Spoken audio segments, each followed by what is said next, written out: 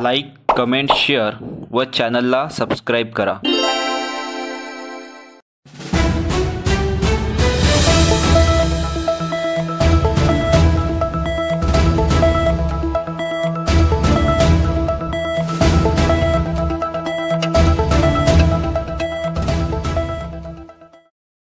महाराष्ट्र विधानसभा निवडणूक 2024च्या प्रचाराची रणधुमाळी रंजक टप्प्यामध्ये पोहोचली आहे।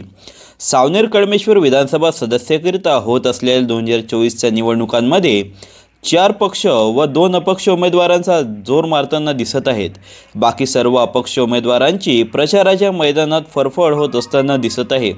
दिवसेंदिवस वाढत असलेली महागाई व विधानसभा निवडणुकांमध्ये होणारा अफाट खर्च यामुळे अनेक अपक्ष उमेदवार प्रचारात कमी पडताना दिसत आहेत, तर आर्थिकदृष्ट्या भक्कम असलेले उमेदवार न डगमगता जोरदार प्रचारात जुंपले आहेत। प्रचार टप्प्याचा विचार केला तर आतापर्यंत फक्त 6 उमेदवार प्रचाराच्या मैदानात आपली शक्ती पणाला लावताना दिसत आहेत। इतर अपक्षांचा त्यांच्यासमोर निभाव लागणे कठीण आहे। कित्येक उमेदवारांवर डिपॉझिट जप्त होण्याची जोखीम आहे। प्रचार मैदानाच्या केंद्रस्थानी काँग्रेस पक्षाच्या अनुजा सुनील केदार, भारतीय जनता पक्षाचे डॉक्टर आशिष देशमुख, बहुजन समाज पक्षाचे ताराबाई गौरकर, वंचित बहुजन आघाडीचे अजय सहारे, अपक्ष उमेदवार डॉक्टर अमोल देशमुख व अपक्ष उमेदवार पंकज घाटोळे यांच्यात मुख्य लढत असल्याचे सांगितले जात आहे। असे चित्र सध्या सावनेर विधानसभेत दिसत आहे। अनुजा सुनील केदार यांच्या प्रचाराच्या ओघ ग्रामीण क्षेत्रावर दिसत असून गावोगावी भेटी घेणे, छोट्या सभा घेणे व लोकांसोबत संपर्क करताना दिसत आहे।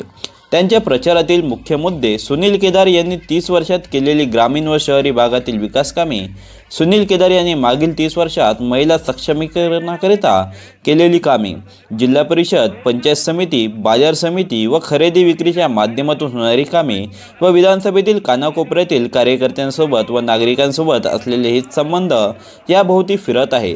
वर्तमानपत्र व चॅनलच्या बातम्यांमधून सुनील केदार व अनुजा केदार गायब आहेत, तर भाजपचे उमेदवार डॉक्टर आशिष देशमुख सर्वत्र प्रचाराचा ओघ सुनील केदार यांच्यावर नागपूर जिल्ह्यातील होणारी गुंडागर्दी, जिल्हा सहकारी बँक घोटाळा, अवैध कारभार, रेती माफिया, सट्टापट्टी, गुन्हेगारी, प्रशासनिक यंत्रणेवर दबाव टाकून 30 वर्ष सुनील केदार यांनी सावनेरचा विकास होऊ दिला नाही असा आरोप प्रत्यारोपाच्या अवतीभोवती फिरत आहे।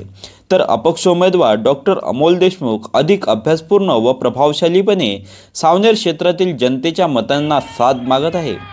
सुनील केदार यांनी काँग्रेस पक्ष नागपूर जिल्ह्यात संपवला असून केदार फक्त आपल्या गटाचे राजकारण करताना दिसतात। सुनील केदारांना इतक्या वर्षात एक कार्यकर्ता उभा करता आला नाही, म्हणून त्यांना आयत्या वेळी आपल्या पत्नीला निवडणुकीच्या मैदानात आणावे लागले। सुनील केदार काँग्रेस विचारधारा सोडून वागत असून रामटेक विधानसभेत महाविकास आघाडीतील शिवसेना, उबाठा व काँग्रेस पक्षाविरुद्ध बंडखोरी करून केदार माजी मंत्री राजेंद्र मोडक यांचा प्रचार करत आहे। केदारांना सावनेर विधानसभेत 30 वर्षात एकही मोठा प्रकल्प राबवता आला नाही। पांदन रस्ते, पाटबंधारे, शाळा, कॉलेज, महाविद्यालयात काढू, मोठे उद्योगधंदे व प्रकल्प सावनेर विधानसभेत आणू। बाहेर देशात आरोग्य सुविधा देणारे डॉक्टर अमोल देशमुख सावनेर विधानसभेत मोठी प्रभावशाली आरोग्य यंत्रणा उभारण्याचे आश्वासन आपल्या जनसंवाद दौऱ्यातून देताना दिसत आहे। यंदाच्या विधानसभा निवडणुकीत नवखे उमेदवार पंकज घाटोळे यांच्याबद्दल सावनेर विधानसभेतील मतदारसंघामध्ये उत्सुकता बघायला मिळत आहे। सर्वसामान्य कुटुंबातून येणारे IT इंजिनियर अपक्ष उमेदवार पंकज घाटोळे हे प्रमुखपणे शिक्षण, आरोग्य, रोजगार, संस्कृती इत्यादी कामे करण्याचे आश्वासन देत असून त्यांच्या प्रचाराच्या झंझावाताने सावनेर विधानसभा क्षेत्रात बलाढ्य पक्षांना घाम फुटला आहे।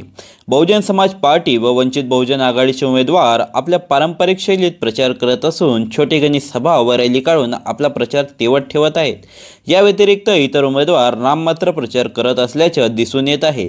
आता प्रचाराच्या शेवटचा आठवडा सुरू झाला असून अंतिम टप्प्यात प्रत्येक उमेदवार प्रचाराची सूत्र आपल्या बाजूने वळविण्यास कसोशीने प्रयत्न करीत आहे।